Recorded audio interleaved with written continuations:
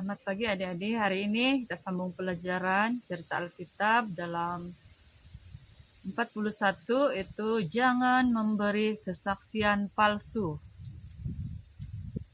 Lidah diciptakan untuk memuji Tuhan dan mengatakan kebenaran, tetapi sering digunakan untuk mengatakan sesuatu yang tidak benar. Amsal 12 ayat 22 menyatakan, bibir dusta adalah kekejian bagi Tuhan, tetapi orang yang melakukan kebenaran adalah keredaannya. Orang yang berdusta melakukan pekerjaan iblis, bapa segala dusta. Yohanes 8 ayat 44.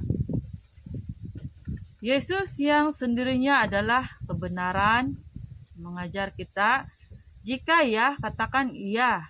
Jika tidak, hendaklah kamu katakan tidak. Yang lebih daripada itu datang daripada si Durjana. Matius 5 ayat 37. Sebab itulah Tuhan memberikan hukum ke-9.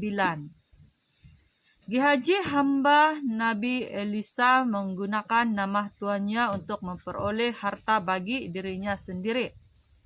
Dia berkata, Tuanku Elisa menyuruhku mengatakan, sebentar tadi ada 2 orang muda dari pergunungan Efraim datang kepadaku dari antara rombongan para nabi.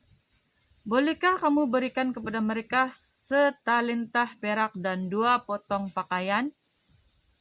Kesaksian salah itu menggambarkan bahwa Tuhan Allah tidak sanggup memelihara nabinya, sehingga Elisa harus menarik perkataan yang sudah diucapkannya kepada Naaman. Demi Tuhan yang hidup, sesungguhnya aku tidak akan menerima apa-apa, karena sifat tamak akan uang dan berdusta. Gehazi telah dihukum berat oleh Tuhan melalui Nabi Elisha. Jangan berikan kesaksian palsu tentang orang lain. Bermaksud tidak mengatakan apa yang sebenarnya tidak dikatakan oleh seseorang. Kita harus setia dalam menyatakan hal yang benar sewaktu kita tahu ada orang yang dituduh dengan kesaksian palsu. Sewaktu kita berkata hal yang benar, karena kita mengasihi, maka kita telah memenuhi hukum yang ke-9, yaitu jangan memberi kesaksian palsu. Melalui pelajaran ini, adik-adik dapat belajar mengetahui bahwa Allah melarang kita mengatakan hal yang salah tentang orang lain. Menyadari adanya kecenderungan dalam diri kita untuk berbohong. Ketiga, berhenti berbohong dan mula mengatakan yang benar. Mengatasi godaan untuk berbohong. Kanak-kanak, jika pencobaan datang menggoda hati kamu, mungkin karena kamu takut dan berusaha untuk menyalahkan orang lain, atau karena ingin memperoleh keuntungan seperti Gehazi, berdoalah supaya Tuhan Yesus menolong kamu untuk berkata benar. Mintalah agar Dia mengampuni kamu jika kamu sudah berbohong. Yesus mengatakan tentang dirinya, akulah kebenaran. Dia tidak pernah berdusta karena Dia adalah kebenaran. Dia dapat menolong kita untuk tetap bercakap benar dan tidak berbohong atau menjadi saksi palsu.